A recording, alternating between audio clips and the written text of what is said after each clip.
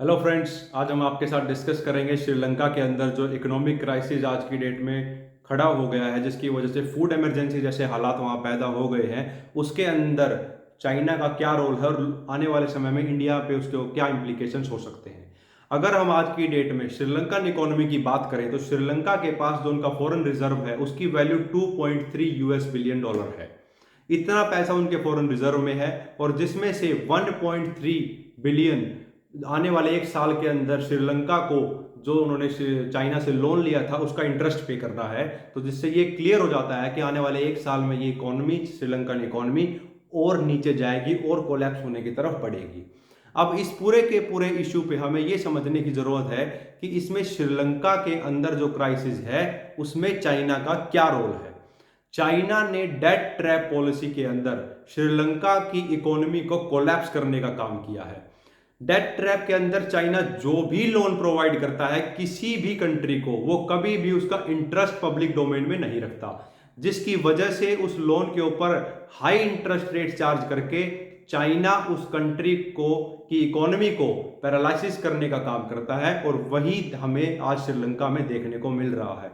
वहां पर food emergency के ऐसे हालात पैदा हो गए हैं कि बेसिक आइटम्स के, एसेंशियल आइटम्स के होर्डिंग ना हो सके। श्रीलंकन गवर्नमेंट को उसके लिए अपनी आर्मी को डिप्लॉय करना पड़ गया है, जिसकी वजह से वहां पे एक लोअर इनकम से लेके और हायर इनकम ग्रुप तक के सभी लोग बेसिक आइटम्स को परचेज करने के लिए ग्रोसरी स्टोर्स के बाहर खड़े हैं।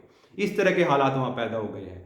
अब चाइना ऐसा कर क्यों रहा है? इस चाइना का ये सब करने का सिर्फ एक ही पर्पज है, वो सभी कंट्रीज के अंदर ये चाहता है कि उसका बेस हो, उसके नवल बेस हो, एक तरह से उनको अपनी कॉलोनी बनाने पे लगा हुआ है।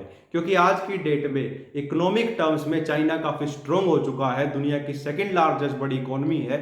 तो वो अपने पैसे को, अपनी इकोनॉमिक पावर को अपनी पॉलिटिकल पावर में तब्दील करने में लगा हुआ है। और यही चीज हमने हम्बन टोटा पोर्ट के इशू में देखी, जहां पर जैसे ही वो चाइना के कंट्रोल में गया, वो चाइना ने अपनी नेवल शिप्स को वहां पर डॉक करना स्टार्ट कर दिया। सेम सिचुएशन हमने कोलंबो पोर्ट सिटी पे देखी। जैसे ही वो चाइना के कंट्रोल में गई, उस रीजन के अंदर अगर श्रीलंकन सिटीजन को भी जाना है तो चाइनीज वीजा लेना होगा। वहां पे जो करेंसी यूज हो रही है वो युहान है, वहां पे जो लैंग्वेज यूज हो रही है वो मैड्रिन है, जो चाइनीज लैंग्वेज है। तो चाइना बेसिकली ऐसे श्रीलंका को अपनी कॉलोनी बनाने पे लगा हुआ है। और जैसे जैसे श्रीलंका के अंदर चाइना का इन्फ्लुएंस बढ़ता चला जाएगा, वो एक डायरेक्ट नेशनल सिक्योरिटी इशू बनता है इंडिया के लिए। तो अब हमें ये देखना होगा कि हम इस पूरे के पूरे सिचुएशन से कैसे डील करते हैं। मुझे ये लगता है कि आज की डेट में इंडिया के पास सबसे बेहतर ऑप्शन यही है कि श्रीलंका को इकोनॉमिक क्राइसिस से बाहर निकाला जाए। लेकिन पास्ट में बहुत बार इंडिया श्रीलंका को बेल आउट पैकेज दे चुका है ताकि वो चाइना को अपना इंटरेस्ट पे कर दे और इस इशू से बाहर निकले। लेकिन वो इंटरेस्ट और लोन डे बाय डे इतना बढ़ता जा रहा है, वो डेट इतना इंक्रीज होता जा रहा है कि इंडिया उसको लॉन्ग टर्म तक बाहर ऐसे नहीं निकाल पाएगा। अगर हम परसेंटेज वाइज बात करें, श्रीलंका ने जो भी अलग अलग कंट्रीज से या अलग अलग इंस्टीट्यूशन से लोन लिया है, उसका 15% जो है वो चाइना से लिया है। अब सुनने में ये लगता है कि 15% जो है वो कोई ज्यादा अमाउंट तो नहीं है टोटल लोन का जो चाइना से लिया है, लेकिन सबसे बड़ा इशू ये है उसमें इंटरेस्ट क्लियर नहीं है, किसी को भी पता कितना इंटरेस्ट कितने अमाउंट पे श्रीलंका पे कर रहा है उसको कोई नहीं जानता है। इसलिए वो 15% अमाउंट भी अपने आप में एक ड्रास्टिक फिगर है। इसीलिए श्रीलंका की जो इकोनॉमी है वो गिरने लगी है आज की डेट में। पैरेलली क्या हो रहा है कि कोरोना वायरस की वजह से वहां का जो टूरिज्म है वो बिल्कुल खत्म हो चुका है।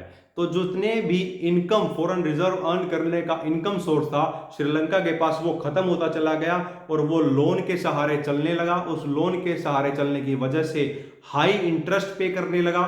उस हाई इंटरेस्ट पे करने की वजह से आज वो सिचुएशन में आ गया है कि श्रीलंका का एक आम नागरिक खाने के लिए तरस रहा है। तो जो इंडिया का कंसर्न है उसको मद्देनजर रखते हुए इंडिया को सभी क्वाड ग्रुप से की कंट्रीज से बात करके श्रीलंका के लिए एक स्ट्रक्चर्ड प्लान, इकोनॉमिक प्लान लेना होगा, जिससे श्रीलंका की जो इकोनॉमी है वो इस क्राइसिस सिचुएशन से बाहर आ सके। अगर ऐसा नहीं होता है तो आने वाले समय में श्रीलंका चाइना की कॉलोनी होगा, और चाइनीज कॉलोनी बनने के बाद चाइना का जो स्टेचर है पूरे के पूरे इंडो पैसिफिक रीजन के अंदर वो बढ़ जाएगा, जिससे इस रीजन के अंदर इंस्टेबिलिटी बनने के पूरे पूरे चांसेस हैं। अगर आपको ये इन्फॉर्मेशन अच्छी लगी हो तो इसको ज़्यादा से ज़्यादा शेयर करें, चैनल को सब्सक्राइब करें और कमेंट सेक्शन में अपना फीडबैक जरूर दें। बहुत बहुत धन्यवाद।